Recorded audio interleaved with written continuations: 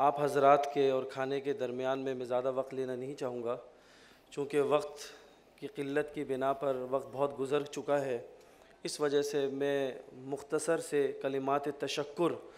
آپ حضرات کے سامنے رکھوں گا۔ سب سے پہلے تو میں دل کی گہرائیوں سے تمام مہمانان گرامی، علماء اکرام، مفتیان عظام اور جتنے بھی مدارس سے آنے والے علماء اکرام اور صحافی برادری کے لوگ اور اسی طرح کونسل جنرلز، تاجر برادری سے تعلق رکھنے والے لوگ، اس کے علاوہ سیاسی اور غیر سیاسی جتنے بھی افراد یہاں پر تشریف لائے، دل کی اتھا گہرائیوں سے میں آپ حضرات کا شکر گزار ہوں کہ آپ حضرات یہاں پر تشریف لائے، جن کی تشریف آوری کے باعث ہمارے طلبہ کی حوصلہ افزائی ہوئی، جن کے تشریف لانے کی وجہ سے ہمارے اس محفل کے اندر رونق بخشی گئی۔ اللہ رب العزت اللہ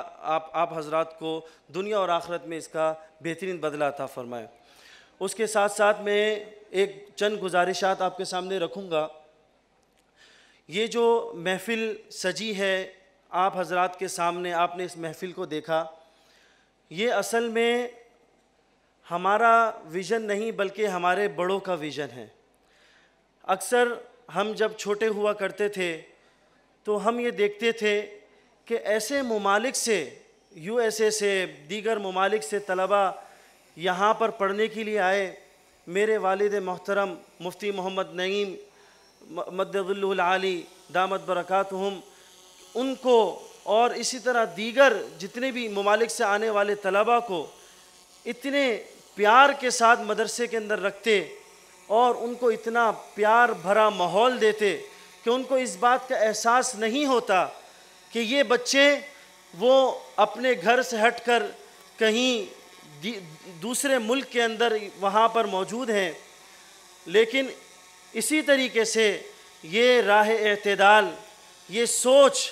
پروان چڑھتی چلی گئی اور اسی سوچ کو لے کر ہم آگے بڑھے۔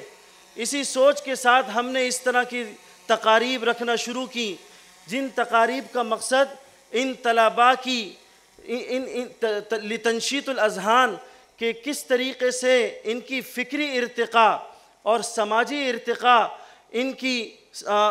لوگوں کے سامنے ارتقاء ہو اور لوگوں کے سامنے ان کی پرفارمنس آئے، لوگوں کو پتہ چلے کہ ہمارے طلبہ میں کتنی استعداد اور صلاحیت ہے۔ اور اس کے ساتھ ساتھ میں ایک اور پیغام دینا چاہتا ہوں اس محفل کی برکت سے کہ آج اس محفل کے اندر آپ نے 47 کنٹریز کے طلبہ ایک جگہ پر دیکھے اور ان میں سے بعض کنٹریز کے کونسلیٹس بھی یہاں پر تشریف لائے اور اسی طرح دیگر پاکستان کے دیگر صوبوں سے تعلق رکھنے والے بھی طلبہ یہاں پر موجود ہیں۔ تو اس سے بہترین پیغام اتحاد کیا ہو سکتا ہے کہ آج جامعہ بن نوریہ عالمیہ نے اس پلیٹ فارم کے توسط سے ان تمام کے تمام لوگوں کو ایک جگہ پر جمع کر دیا۔ آج یہ جامعہ بن نوریہ عالمیہ، یہ صرف جامعہ بن نوریہ عالمیہ نہیں بلکہ اس میں یوں کہوں گا کہ جامعہ بن نوریہ عالمیہ یہ ملک پاکستان کا نمائندہ ادارہ ہے، ملک پاکستان کی نمائندگی کرنے والا ہے۔ آج ایک ایک طالب علم جب اپنے اپنے ممالک میں جاتا ہے تو وہ جامعہ بن نوریہ کے ساتھ پاکستان کا نام لیتا ہے، وہ جامعہ بن نوریہ کے ساتھ پاکستان کا درد اپنے دل کے اندر سجاتا ہے۔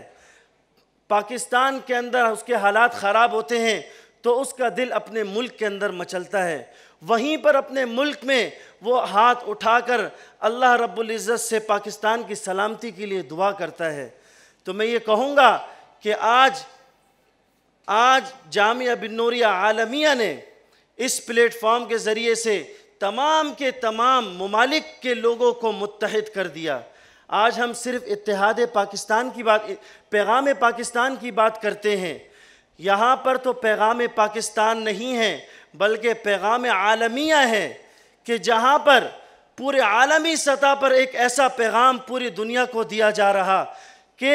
پوری دنیا کے اندر اس کے ذریعے یہاں اس محفل کے ذریعے سے پیغام گیا کہ ہم لوگ اتحاد چاہتے ہیں، ہم تعصب کو نہیں پسند کرتے، ہم دہشت گردی کو پسند نہیں کرتے، ہم تو تمام کے تمام امت سے کو اپنے سینے سے لگانا چاہتے ہیں، ہم ان سے محبت کرتے ہیں۔ اور پیغام پاکستان کے عنوان سے جو عالمی سطح پر جو کاوشیں ہوئیں، اس کاوشوں میں یہ کہ جامعہ بن نوریہ کا اس میں بہت بڑا ہاتھ تھا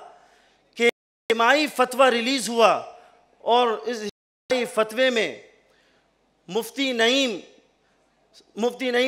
صاحب دامت برکاتہم العالیہ، ان کا اس میں